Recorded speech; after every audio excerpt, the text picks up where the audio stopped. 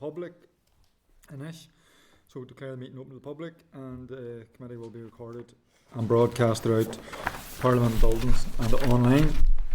So just to advise everybody in the public gallery, welcome to use mobile devices, need to be in airplane mode and muted, and it's not permitted to take photographs or record any of the meeting. So we have an apology from Colin McGrath. Are we aware of any other apologies? No. So we have 3 members online, Linda, Alan and Danny. Chair's business. So just as agreed on Tuesday, the safe staffing oral briefing that was tabled as an item today is going to be rescheduled to a later date in the coming weeks. So we've changed the order of the items on the agenda today just so that we're getting all the public facing stuff done first, and then we can get into closed session for our deliberations thereafter. So we had a really good visit to Craigavon Hospital today to look at the Last Cares template based around our recommendation either 17 or 17 in our report. So I thought it was very useful in terms of seeing just firsthand the interaction. I mean, we got to see how it works on Encompass. We got to talk to staff who implemented. We got to do a wee bit of acting in terms of how families it can benefit families, and it was also good that the department were there, so we were able to put them under a wee bit of pressure too in relation to that. So let's hope there's obviously movement with regard to our report in totality, but that one, in my view, is a very simple, straightforward, not very costly recommendation that I would like to see action on straight away. Anyway, moving on then. So, sorry, just putting record our thanks to the staff at Craigavon Hospital, so if we can write to them just to say thank you very much for facilitating that today, and we got a quick visit to the wards as well. Chair, just apologies I couldn't make it. I was at the policing board today, but I know we have reached out on a number of the occasions when we can't make it to do separate visits to a number of the different sites. Fair enough. Okay, draft minutes of the meeting that we held on the 3rd and 5th of March are at page 6 of the main pack. Are members content with those as drafted? Mm-hmm. Okay. Great. Thank you. No matters arising. So we're just going to move then to item number 5, SL1, the Pharmaceutical Society regulation. So can I refer members to papers at page 3 of our main pack? That includes the clerk's memo at page 4, the SL1 at page 9, proposed SR and EM at pages 13 to 16, and also we had responses to calls for view at page 49. We also had correspondence from the Pharmaceutical Society, CPNI, and an individual, and that's also included within the index. So the SL1 was first brought to committee on the 19th of February. The committee agreed to schedule an oral briefing from the Pharmaceutical Society, and we have officials here today. We received 3 responses via our calls for views, which can be found on page 49 of the main pack. And if I can just welcome Canis Ward, CEO of Pharmaceutical Society here in the North, and David McCann, Head of Regulatory Strategy, Pharmaceutical Society here in the North. So you're very welcome. Thank you very much. I'll hand over to yourselves. Thanks, Chair. Deputy Chairperson and distinguished members of the committee. My name is Canis Ward. I'm Chief Executive of the Pharmaceutical Society of Northern Ireland. I'm joined today by David McCann, who's Head of Regulatory Strategy within the Pharmaceutical Society.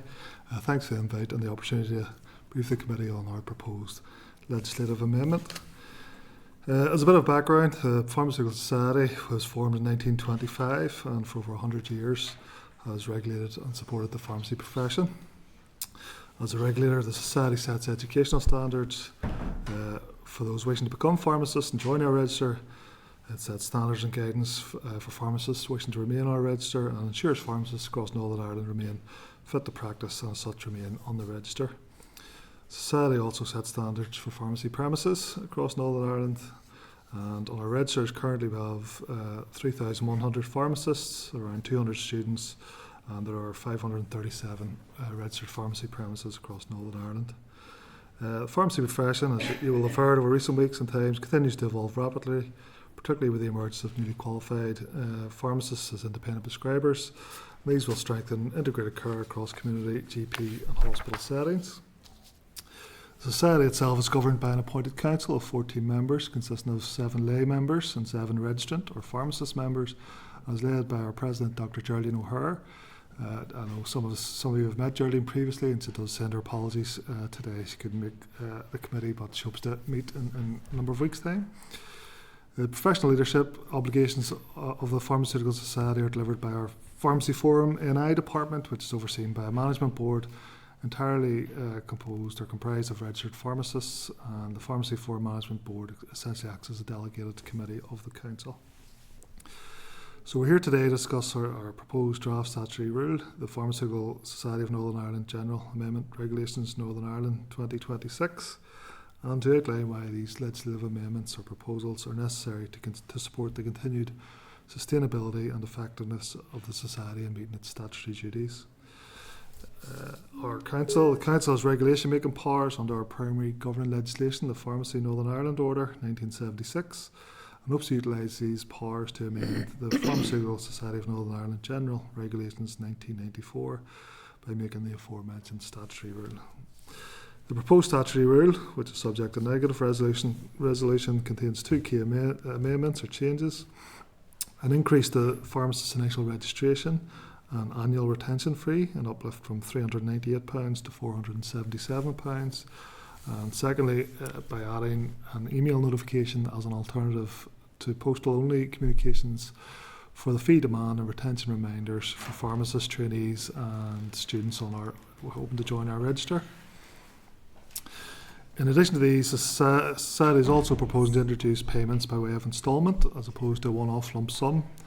The Society originally proposed making legislation to enable this, but subsequent legal advice suggests this can be done on an administrative basis and doesn't require legislative change.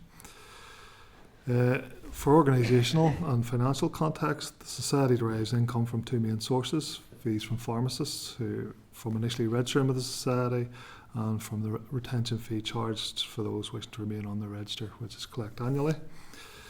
And the second income source is from fees charged by those wishing to register pharmacy premises and again retain their premises on the register, and that's charged annually also. Fees we're talking about today, the pharmacist registration and retention fees were last increased some 10 years ago in 2016, and these fees we're hoping to change. The premises fees, which are separate and were last increased in 2011, fall under the remit of the Department of Health's authority and are not part of this legislative proposal. The increase in regulatory requirements and costs, combined with inflation and static income levels, have produced significant financial pressures on the Society. And since 2021, the Society has operated in a deficit, relying on our reserves to maintain essential functions. These reserves have eroded, and additional revenue is now required to ensure the Society can remain solvent, continue to operate and protect patients and the public effectively. To support these proposals, the Society held an 8-week public consultation between 27th of January and 24th of March 2025. The consultation gathered 750 responses through surveys, engagement events and written submissions. And whilst most respondents, majority of respondents, opposed the fee increase, there was clear support for a flexible payment structure and communications options. Our Council considered these responses carefully at an extraordinary public meeting of the Council on the 15th of April 2025 and concluded the fee increase were unavoidable to ensure long-term sustainability and continued delivery of statutory functions in the public interest. Council felt the level of increase, while significant, is below inflationary rate and strikes a right balance between ensuring financial viability and sustainability of the Society while trying not to overburden those pharmacists who pay the fee. It is envisaged the introduction of the flexible fee structure by way of instalment will help lessen the burden on those who pay the fee.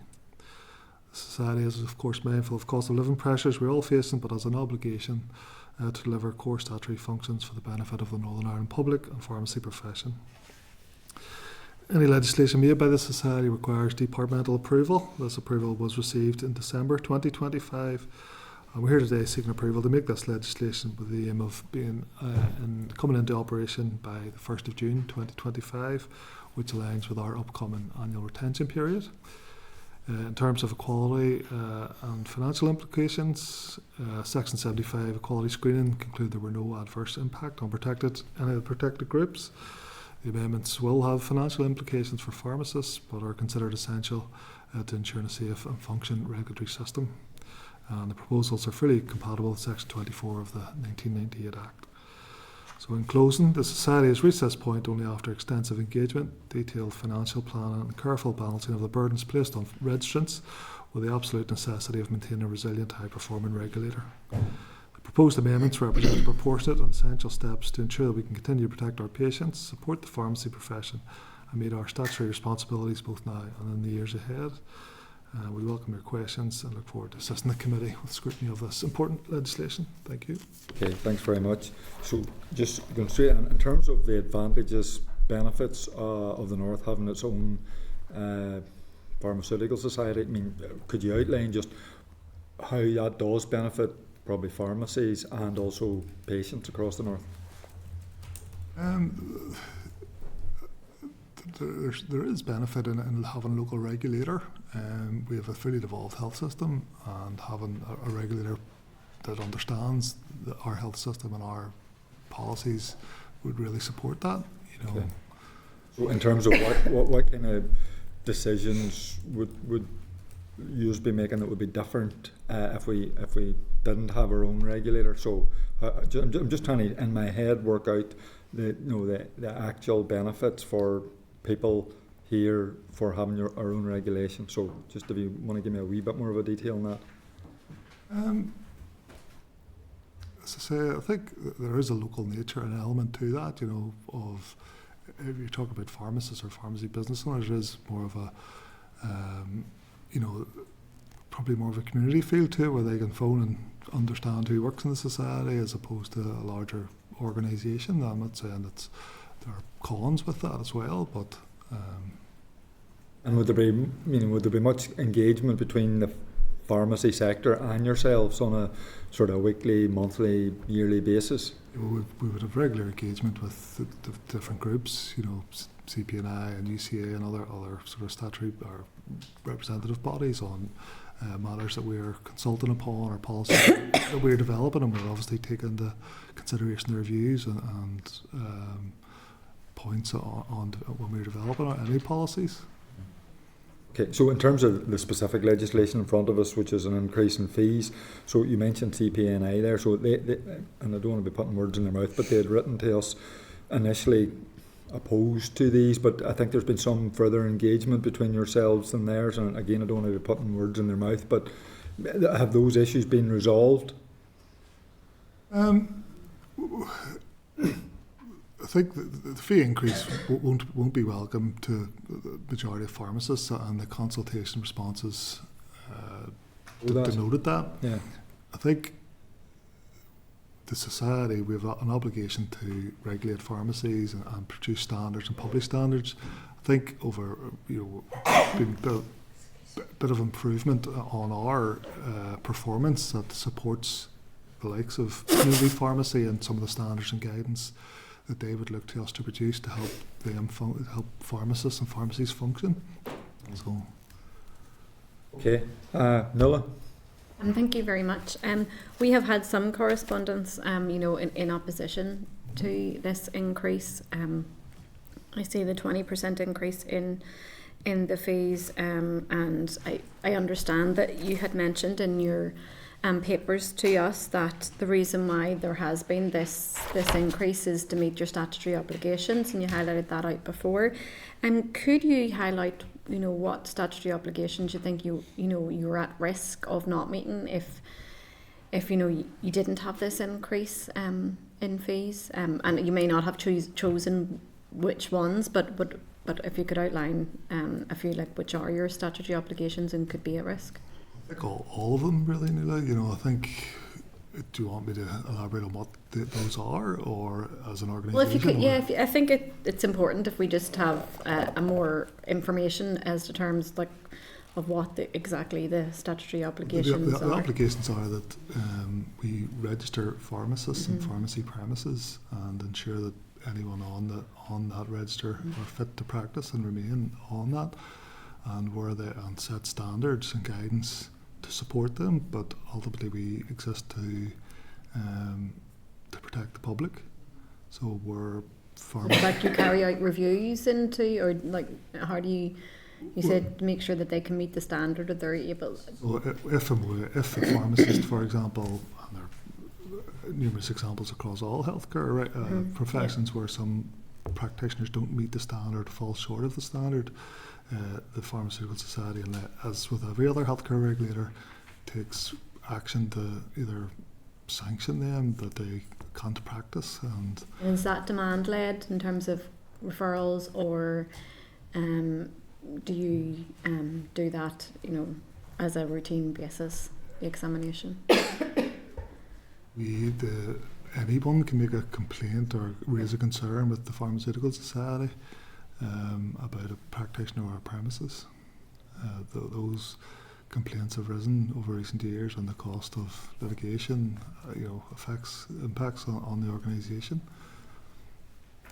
It's just another thing that came up in terms of the correspondence, and you'll be aware that we did have a 2.5-hour session the week before last with community pharmacy around the funding, and the sector concerns about sustainability, issues with the clawback, and how the funding is just in a precarious position right now, and there is a concern that this will further exacerbate that. And are there any other measures other than the the instalments that you'd kind of sought to? What about those who are in financial difficulties at risk of closure? Are there any other kind of safeguards for the likes of those type of premises? Well, this fee is for registrants. Those at closure would be premises, so that's not under consideration today.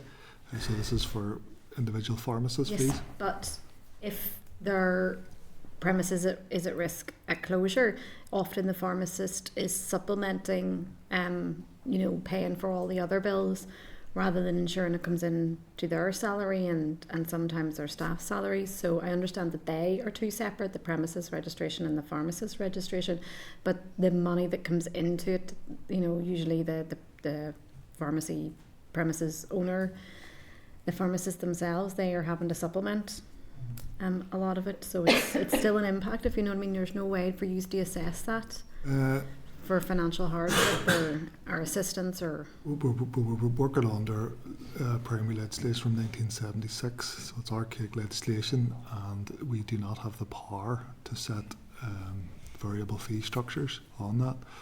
But it's hoped that the introduction of instalment or direct debit, and we are enhancing communications about claiming tax relief on the registration fee and retention fee will go again support that. But at present we are unable to set a lower fee or a higher fee for certain individuals or pharmacists. No, I understand that. I think that has been helpful, particularly. You mentioned the tax relief. I think it is an important measure. It might seem small against such a a number in the hundreds, but it's still important. Thank you. It is difficult for us, given it was 97% opposition to the increase, but I see that the community pharmacy has said they're opposed to it, but also understand the sustainability is important too. Thank you. Annie? Thank you, Chair. And thank you for that, Canis.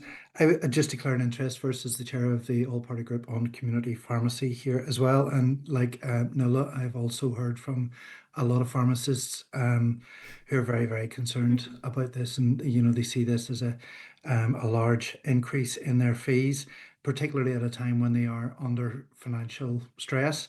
And we have heard time and time again at committee about that. What I've also heard is about what they would describe as a lower standard of service, and I think that has been outlined in communications there as well. Certainly my office had a correspondence with yourself about aligning with an issue about a pharmacist wanting to align with Canada, with the Pharmaceutical Society in Canada to register to work out there, and had quite a long correspondence about that wasn't resolved. Were you aware of that at all? And could you explain the registration here in Northern Ireland and how that may not align with Canada and possibly other countries? Was aware there's some correspondence from a number of MLAs on various international registration routes, Danny. It's part of a wider piece of work ongoing across all healthcare regulators to try and map, what different initial education and training, how that aligns with the standards set by ourselves and other UK regulators on a wider piece. For example, Canada or Australia or another country, for us to be assured it's a level of work that needs to be conducted, that we can assess their undergraduate degree, their qualification, etc., to ensure that aligns with UK standards before we would allow those persons to join our register or any other UK register. But there's ongoing work on that. Okay, my understanding was that the advice that was given to this person was that they would to register with the GB pharmaceutical regulator. At present, there is a method where they could complete an overseas OSPAP pharmacist assessment program with the GB regulator, and they will look at an individual basis on, as I said, their undergraduate, their qualifications and their competencies, etc., to see how that aligns, and complete a year or 2 year training course to supplement any deficiencies or to get them up to speed on the UK regulations. Okay. Do you recognise a difference in the level of service between GB and Northern Ireland?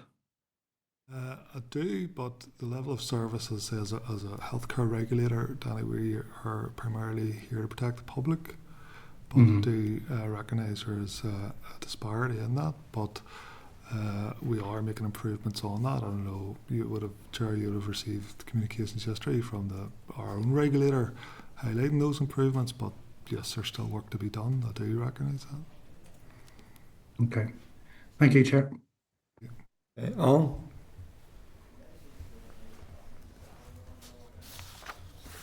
Alan R. Yes, sorry, Chair. yourself, yes. Aye. Thanks, Chair. Canis, look, we really appreciate you coming here today. It's a wee bit of a difficult one, if we're to be frankly honest, because,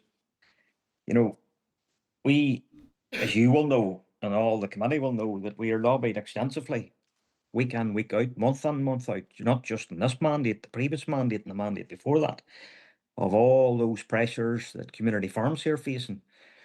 And here we have a situation today whereby we're being asked to add another little bit of pressure on to community pharmacy. When we have this request for a 20% increase in registration fees, and we note in the document that you provided us that you're also lobbying the department for an increase in premises fees too.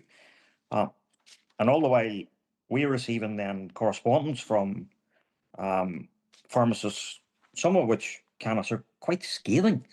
And I'm going to read some of it. Some of it talks about incompetence. It also makes reference to that the PSNI would provide no support for practicing pharmacists. It goes further. There's also responses that we've received that talks about resentment towards the professional body. And then on top of that as well, there is another piece of correspondence that we received from someone who wished to remain anonymous. And it makes reference to staff within the PSNI reportedly won employment tribunals for unfair dismissal, and the settlements of which were paid and funded by registrants' fees. So hopefully, Canis, you can maybe dispel some of that today, because we're caught in the middle here. We have pharmacists telling us, that things are very, very bleak, that there is a lack of trust in your organisation, and all the while you're asking us to, approve fees of which pharmacists at a rate of 97% are saying no. So hopefully you can put some clarity to that today, Canis. And it's not an attack upon you. Please don't take it that way. It's just to try to dispel, so us as a committee can understand this, because we're in the middle of this. Well, I think I would understand some of that sentiment, Alan, certainly. You know, I think the society has gone through a period of turmoil, and that's been reflected. I say we have our own regulator, the Professional Standards Authority. They've recognised that. Last year's report was very, very poor, and that's representative of the outcomes and the performance of the organisation. We have made improvements in this year's report, and I don't know if that's been shared with the draft report's been shared with the members yet, but I'm sure it will be soon if it hasn't. So we are making improvements on how our organisational performance. You know, we're not immune to criticism, and we recognise we can and must do better, Alan. In terms of some of the industrial tribunal matters, you'll appreciate I can't comment on those on a public forum, but to say they weren't paid for out of registrants' money, but I can't say much more than that, you know. Okay. Dennis, can I ask there just a silly question? You know, the fees haven't been uplifted since 2016. Why has there not been small incremental increases rather than this, what some would perceive a very large increase?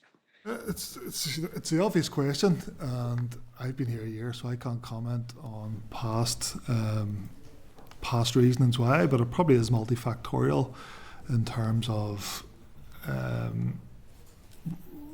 we're stuck with this archaic mechanism whereby we have to make a statutory rule to increase our fee, whether or not that could be linked to CPI or RPI, some inflationary measure we're exploring, so that we're not here every year. It costs us a lot of money to actually and resource to actually make the statutory rule in terms of drafting, etc., legal expertise. But I think, you know, over that 10-year period, the society was able to absorb some of the inflationary pressures through its reserves that it had. Particularly during COVID, where it was felt not appropriate, you know, to increase the fee during that busy time. And I think, you know, any legislation we make, we work closely with the department, and you know, departmental priorities over recent times have worked in the department have been on, you know, COVID response, Windsor Framework, Brexit, etc. And I think if we're being honest, there was a time where there wasn't an assembly, so we couldn't make. You know, statutory rules wouldn't have been seen as probably a priority. I would have thought that, you know, to progress through the mechanisms that were in place at the time. So it's multifactorial, but you know, should it have been small inflationary increases? Of course it should. Okay, thanks, Canis. Thanks, Chair. And just in terms of some of the issues you raised, Alan and Canis, you've said that we got the letter. So we got the letter yesterday. It hasn't been shared with members yet. It's next week pack. But in brief, last year 11 of the 18 standards were met, and this year 14 of the 18 standards were met. So there is improvement there. So I think that's important. Dan? Oh, I was just going to ask about that. So is there a specific improvement plan? Yeah, for the society. There is, and you know. And is that in the letter that is shared with us? Yeah, I think there's a report, embargoed report from the Professional Standards Authority. It will be published on Wednesday of next week. Okay. I just think it's important. I mean, Alan is absolutely right in this. When you have, as a group of people, pharmacists in Northern Ireland, saying we're not getting the service we need, but you're asking us to increase fees, I think it is incumbent upon us to ask about the improvement plan and how those standards are going to improve before we would give consent to the SL1 to improve fees. I think that's reasonable, to be fair. I think that's a reasonable way to proceed, because we have to be satisfied that if you are increasing fees, that you're improving the service that people get for those fees. So I suppose, I mean, I don't need to go over everything everybody has said. I too have had considerable correspondence on this issue, expressing dissatisfaction, etc. And I know we'll talk about it later, but I really would like to see the improvement plan and be assured that things are moving in the right direction before we deal with this SL1. Thank you. It's twofold, Diane. I think, you know, take those comments aboard, and Yeah. they are right. But you know, to make improvements, we need to spend money, and we're operating with money, as I say, from 2011 and 2016. So we're operating from income from then in 2026, and we're asking for a below inflation uplift on that. So you know, we're not asking for, whilst the sum might be significant, and we acknowledge that. You know, it's not in line with inflation, and it's not beyond inflation. So for us to really improve, it's much needed, and you know, I don't think it's an egregious figure. You know, to make improvements, we need to invest to respond to those. But your improvement plan will tell us what those improvements are. We haven't seen that yet. Okay, that's fine. Thank you. That's- Danny, are you looking in again? Come on ahead. Thanks, Chair. Thanks for letting me in again. Just to build on something Canis was saying there, that you haven't raised the fees in many years and you've been eating into reserves. That strikes me as an incredibly bizarre way to run, which is an official regulator within healthcare in Northern Ireland. What are you doing at the minute to ensure future financial stabilisation? Well, I say, Danny, we generate income from two main sources, from registrants that pay the fee and from premises fees. We are hoping to raise income from registrants in this SR, and we're working with the department to hopefully progress a consultation on an increase in premises fees moving forward. And sorry, Canis, is there a plan? You mentioned about coming back every year to increase and have the increase related to inflation. You know, that sounds eminently sensible, I think, as Alan was pointing out. Are you planning to do that in future years so that you don't have this big jump? Although we would hope to do, and we're exploring whether it's possible within the confines of the legislation we're working with. You know, can we put that into a future statutory rule that here's the fee and it will increase in line with CPI, RPI, or name specific figures that it might need to be in future years. You would certainly find efficiencies within resource and spend at our end as well. Okay, thank you, Canis. Thank you. Thank you, Chair. Just one last question, Canis, because you're here asking us to make a decision on the SR. Is there any impact if we decide to take a week to read that report and make a decision next week as opposed to this week? We would hope to lay the legislation probably around week commencing 23rd. Okay. We need the annual retention period's 1st of June, end of. By the 1st of June, you know, we need some assurance that we're making this, that's coming into operation. But a week's not going to make any difference. I don't think a week will, Okay. but it still allows us to give adequate communication, notification to pharmacists to say this is what the fee will be. We're able to collect direct debits. No, and that things makes like sense. So. Okay, I have no more questions. Thank you very much.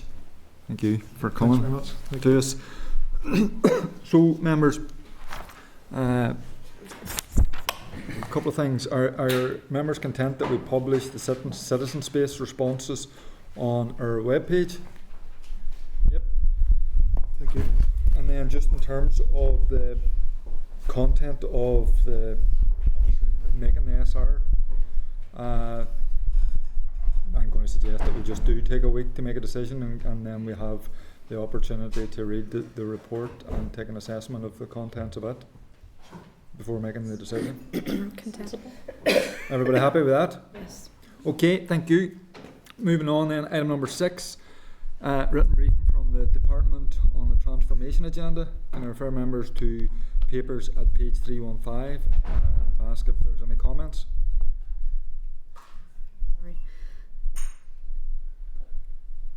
Anybody indicated online there? No, are you not going to come in? Yeah, I was. I'm just trying to find it here. Sorry, Chair. I was still on the previous. I mean, the only thing I kind of noting is very high level, but the neighbourhood model seems to be on track for the first phase in April, I suppose, and everybody will have got the notification of our engagement with the department in relation to that as well. So hopefully we can all attend that. And I was just going to say, I think it is important to see this transformation, but the two things like the waiting list doesn't really, like it says the reset commitment to reduce lengthy waiting lists.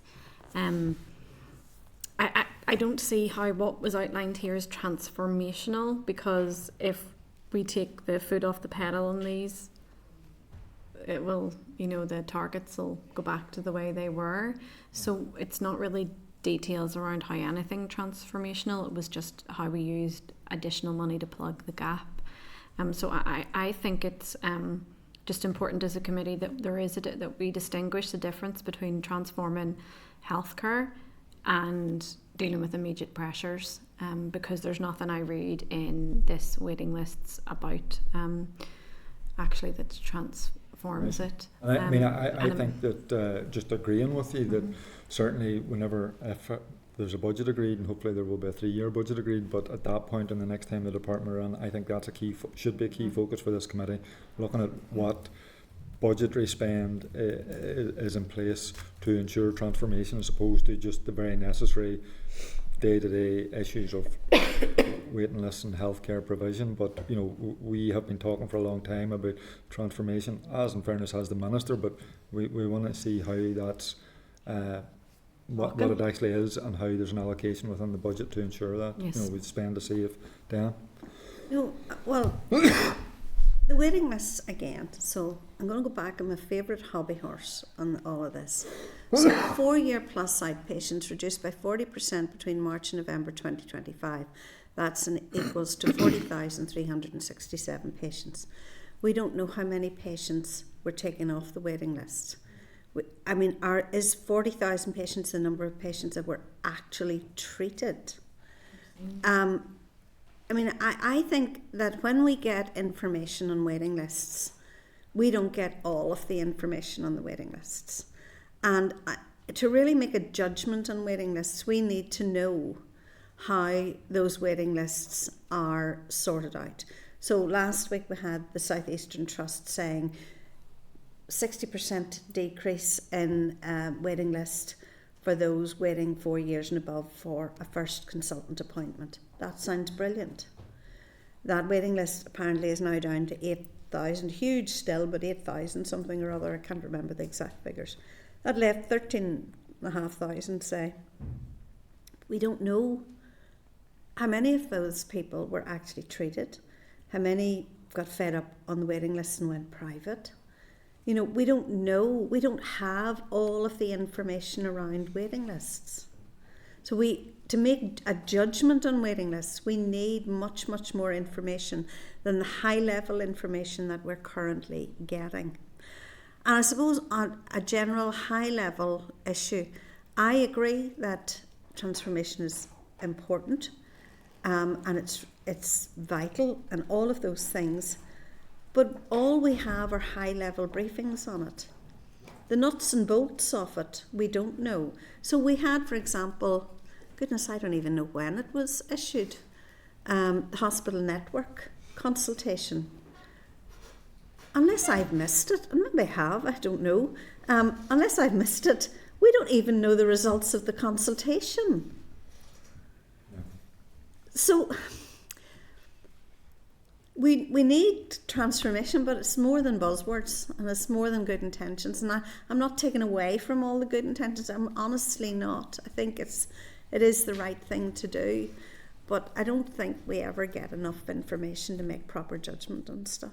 Yeah, I'm actually going to make a suggestion that's probably the committee staff will kick me for making, but I think in advance of our next engagement with Professor Taylor that we should have some kind of committee briefing which includes what the department are saying, what we have asked them, the answers to the questions we have asked them, the questions they haven't answered us, and all the information that we need to have at our all the kind of things that we on a weekly basis are asking the department Yes. to, if that's kind of compiled and And put the in a single trusts. pack, and the trust as well, so that we have that. I mean, and there might be some opportunity, I don't know when we've got Professor Taylor in, if there was an opportunity to maybe get raised to do something on that information that would be beneficial, just so everything's in the one pack, that all of these issues that members in the committee have raised, been answered, not answered, and the information that we've been given, but more importantly, the point you're making, the information that we haven't been given, so that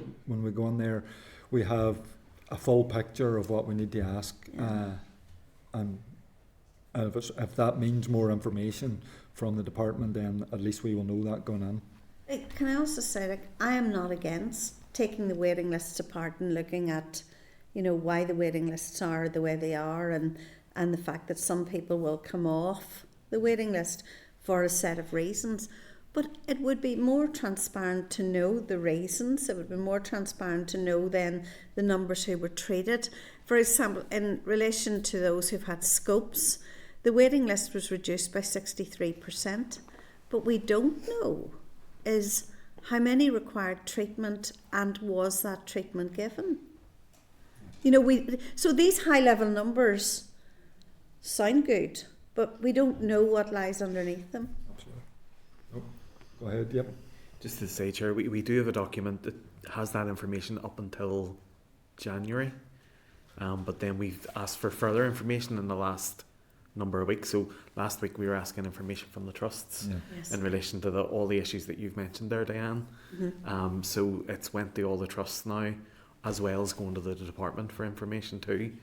So we will absolutely compile all of that. Like I said, we have a document, I think goes back from maybe questions that were asked from September through to January, but then there's a whole list of other questions that have been asked in the last number of weeks, and we're more than happy to compile all that for members in advance of the next one. And is Professor Taylor coming in April, of my memory? Yeah, off the top of my head, 23rd, Okay. somewhere around there. of Right, so April. it's after Easter.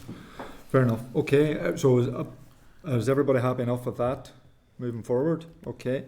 Next one then is a written briefing from the department, SPPG, commissioning within the committee's strategic priority. So that's papers at page 12 of the table pack. So I don't know if anybody has any commentary on that.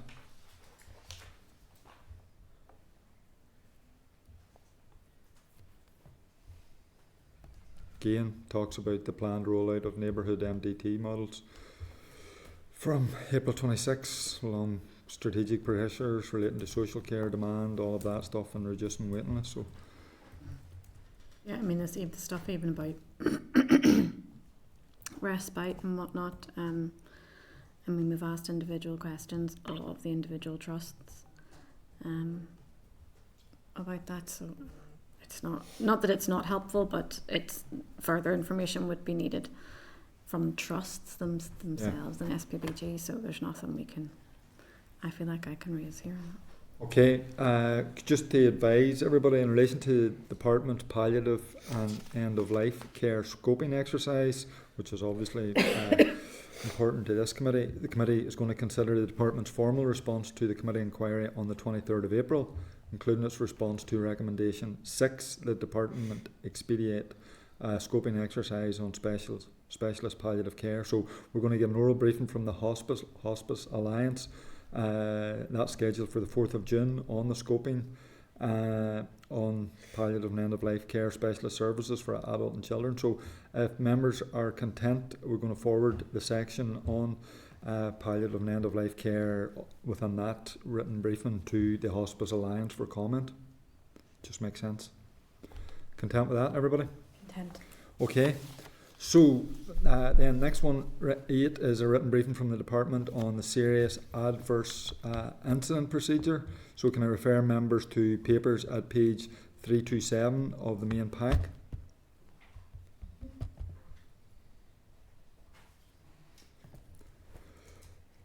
Not again, I have questions, but I don't think the point in asking them here unless with someone in front of us. I was keen to see the average waiting times in terms of completing the the investigations and the information between them passing to SPPG. So I wasn't actually aware that it was essential or that everyone was passed to SPPG, after they were completed, because my understanding was that was the commissioning of services. So I didn't know I don't understand why all the SAIs would pass there. I just think it's interesting in terms of who reviews the reviewer, essentially. But I guess it's get clarification on that. Yeah, I just what's SPPG's role in terms of SAIs. I think it would it's be just useful to write. yeah, and it's just ask something I just clarification. didn't really understand. And maybe ask the question they're Yeah. asking about average times. Mhm. If we could do that. The average times don't seem as bad as what I thought that they might be. They're not great, but the problem is that those that are quite significant, quite significant issues are taking quite a long time. And I think one thing I want to welcome from it is the review of their review of the draft definitions and propose use of all those affected and victim. I think that's probably a welcome development. Could I ask, just in terms of that letter that we do, it's about how the independence is ensured, if they are trying to see that everything is complied with in these SAIs, where's the independent oversight of that? We're gonna ask them. There just might not be any, if they're the ones who do quality assurance on it. Everybody else content? Okay, so correspondence. Can I refer members just to the correspondence in the main pack from page 339? Just give me a wee second, I'll bring it up myself. So correspondence is page 339, and that includes the index at page 341. So there's probably a few things there that members want to highlight. So that we've got response from the department at tab 11.5, 358 regarding cancer and paediatric waiting lists. I don't know if anybody has any comments on that. Diane, go ahead. Again, it's just a reiteration of the department's position. It doesn't bring anything new to our knowledge of the reasons for the long cancer waits.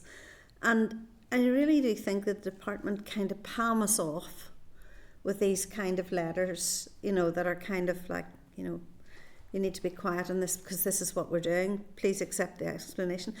I think it's just very vague, and I don't know that it's that helpful, and I don't know that it actually, tells us anything much. Again, we ask again about the reasons for people coming off waiting lists, and the department just says, well, that's up to the trusts to tell you. They say it's too resource intense. And Yes. Surely, in a day when we are spending hundreds of millions in digital technology to update all of this is not hard to do. I've made the comment, probably boring people with the comment at all of these meetings, but every time you're trying to get out of a subscription, you get an email back saying, we're sorry to see you leave. Why are you 100 leaving? times over. And give you the reason. So, I know that's a totally different scenario, but if it's a phone call, I don't think it's hard. There's not any more than 4 or 5 reasons why somebody is no longer on the waiting list. Somebody could be ticking that box. I for the life of me, that's certainly something I will be asking whenever Professor Taylor's here, but I just don't buy that it's resource intensive, and I think it should be vital information to help and assist the Department of Health produce better outcomes. Yeah. If you can't understand the reason why people are coming off the waiting list, I think you're already at a disadvantage. Can I just go back to my hobby horse again on this, because we need to get the department to provide us with what lies underneath the headlines of the waiting lists. that may be why they're not telling us the reasons why people are coming off, because it might not fit. There particular may be a narrative. brilliant story to tell. Yeah, I think if it was, we would be hearing about it. Nuala? Yeah, I cannot recall when this was initially came up at the committee meeting, but the title of the paper, or the title of it, is a requesting response on cancer and paediatrics waiting lists, and I don't see in their response anything related to paediatric. No, there isn't. Like the word's not even mentioned. I'm not sure if there was something additional, or it did then therefore go in to say they're answering specific requests, and I cannot recall, those specific requests at the meeting, but I know that I had raised the paediatric, some paediatric waiting lists that had been progressed, such as the PEG tube surgery, and it would be keen to see specific targeting in other paediatric waits, because quite often paediatric waiting times are overlooked in the whole of waiting lists, but we're talking about children, and it's a large section of society, and we don't really have enough of a focus, I think, on that and the output from the department or the trusts. But maybe if you know why it wasn't included, or Chair, these were questions that were asked following a response we got on cancer and paediatric waiting lists. okay, So these were further follow-up questions okay, to that's fine. a previous. I'll compare. What I'll do is for next week, I'll compare both, and then I'll come back. Okay. Is if there's any other issues that Yeah. we're raising up, we'll just check to make sure that what we're waiting on from the department fine. as well. But yeah, that I think that's why the title is that, because this relates to a briefing that we got Well, on that makes sense, but I'll compare then. Yeah. Okay, so there's a lot of stuff that we're getting there from different groups, sectors, and whatnot, that we're forwarding on to the trust or the department for responses as well. So that's all contained within the correspondence pack. So everybody's. Raise something. Oh, sorry, I actually hadn't. I wanted just to. Oh, right, one just more okay. thing was the response from the department at 11.6 in regarding the flu antiviral prescribing. So I thought members might have had some comments on that. No, Danny, you weren't wanting to talk about that? No. No. Okay, Dan, bring you in first, and then Danny. No, I was going to talk about a different one, really, our response in relation to the maternity Yeah, hospital, go ahead. which again tells us nothing new.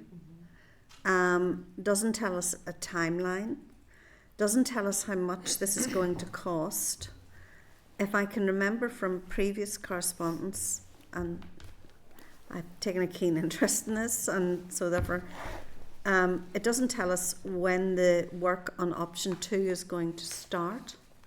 My understanding was that option 2 as the preferred option was going to take a further 28 months.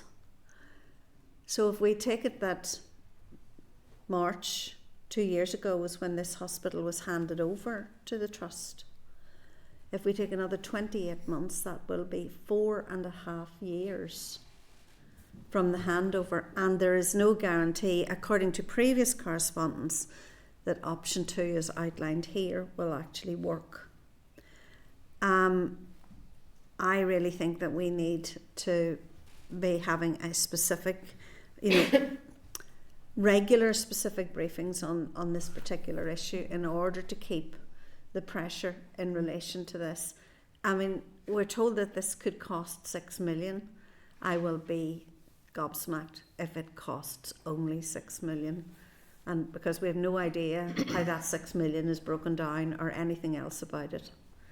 So just again to highlight the fact that this is an ongoing scandal in our health service at a time when we're being asked to take decisions to save money. Now, and I know they're not the same, it's capital and so on. We were in Craigavon today. Craigavon Hospital was built in the 1970s. Last winter, in the middle of the big storm, the name of which I can't remember, some of the glass in the windows actually blew in to the ward. And it's just a scandal, the whole thing, that this is being allowed to just trundle on and on and on. So we are due to have a briefing from the Belfast Trust specifically on capital, and we also have the Minister in 2 weeks, so I imagine those are two opportunities where all of this can be asked. Danny? Thank you, Chair. Just two items of correspondence I just wanted to highlight. The lung cancer report there at 11.14.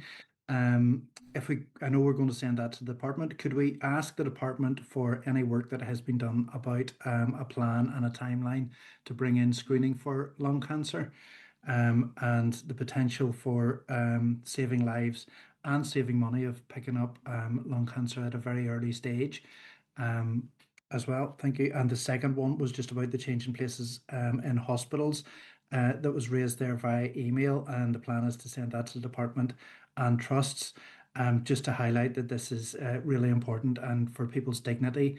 I've heard from constituents and from wider afield that people are being changed on toilet floors and things like that, and in this day and age, you know, that shouldn't be happening. There should be change in places facilities available in our hospitals. And I know in public buildings going forward that is the case, but it's certainly something we should be looking at now. Thank you. Fair point. Alan Robinson?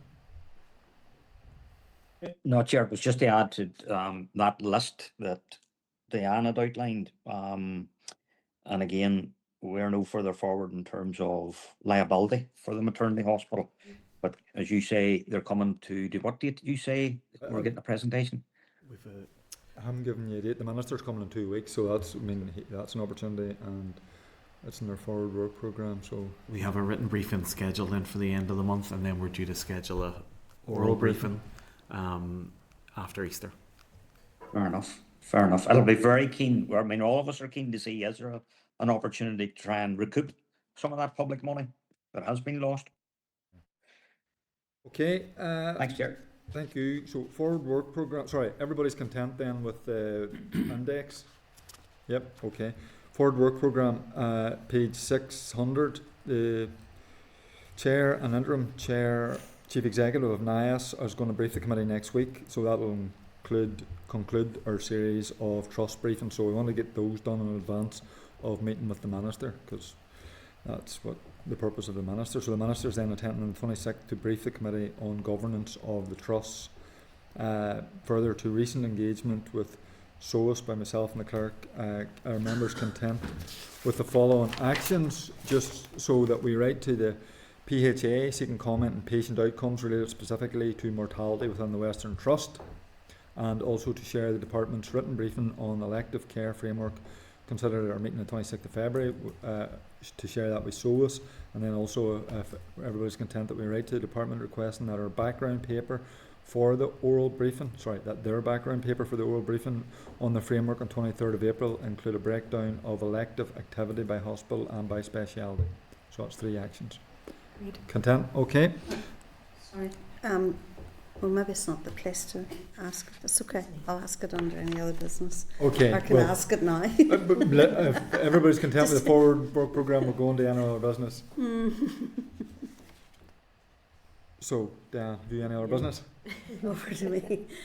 No, it's just really the some of the issues that we're dealing with here. If we can ask the Minister to have very specific answers, what we're getting is very, very high level answers that don't give us the level of detail that you can scrutinise what's going on. So it's just about the quality. Is it the quality and the data that's presented to the committee? And I mean, what I think we could potentially do is, I'm sure the Minister knows exactly what he's going to be asked. Whether they choose to answer it, no, it's a different matter. But if people did want, if there were things that they wanted to ask the Minister and knew that they were going to ask it, maybe we can compile sort of a specific list in advance of that meeting, maybe next week. Well, we're going to talk about the elective care framework and so on. But within the elective care framework are all the cancer stats. And the Minister consistently says that cancer is dealt with under the elective care framework. But it's clearly not working. so it's just about how we actually get focus on different parts of the health agenda through the stats that are provided that actually helps us to take it forward. And not to throw anything in, but can I just ask, because the Minister, we've done the meetings with the Trust, and the Minister thinks he's coming to talk about the oversights of the Trust as opposed to that. So, I mean, are we going to be confined to asking specific issues around trusts? We can ask plenty on that. Just to highlight, Chair, again, when the Minister comes, they do tend to ask what area we want to focus on, and I always advise what the committee have agreed, but make clear that members will ask whatever questions they wish to Over and above that? to ask, Very sensible. and it will be down to the Minister to decide how to answer those questions. Okay. We made clear that we were meeting with all the trusts, and so we did want a slight focus on the Department and the Minister's relationship with trust and governance and accountability. But I always highlight that members will ask. Regionalisation, how he's actually ensuring consistency, because we talked a little bit about that this morning. Which is why I said that he'll not be surprised that we're asking about the maternity hospital and capital projects, because that's all within trust governance and etc. But the waiting list stuff he might say you have Mark Taylor up and he'll answer those questions. I'm not sure. But anyway, okay, so we'll deal with that. Can I ask members if you're happy enough now that we move on to closed session to deal with the adult There's just protection bill? one other question. Sorry, I promise I will be brief. I mean, I see we have the safe and effective staffing bill for May. Is that an accurate, Postponed it today. or are we sort of in the hope, or what? Where is that? We postponed the briefing today.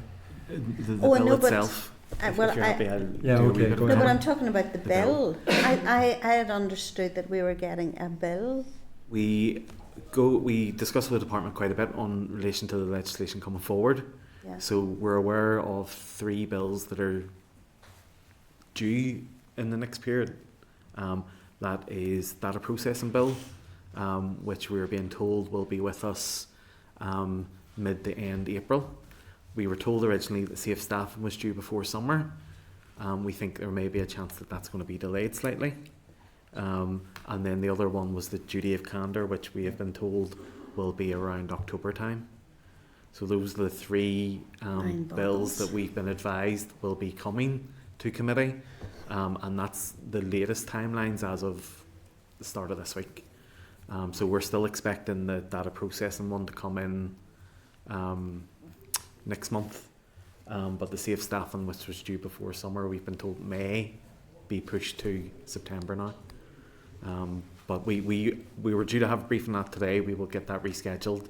No, except I understand that. I think we have, the important thing is getting Well, this. again, Chair, just to outline that's why we sort of put Yeah, it no, in it's as fine. red, because it was in an expectation that that's what we were advised. So you'll see anywhere where we put red. Now, what that will mean is come September time, if all those bills aren't coming to then, that's taken out a lot of our forward work programme for the bills from September onwards. And just another one that obviously we haven't got planned about the minimum unit pricing of alcohol. If the Minister doesn't get it through the executive, he has a deadline for making a statement. I can't remember when that is. Is that coming up soon? I am April, I thought it almost was he certain had it's to the do. 6th of April or Okay, so it is something. coming up So it soon. is. So it would have to be before, with recess. Okay. I presume the timing would be before that rather than After. after, but that'll be for the Minister.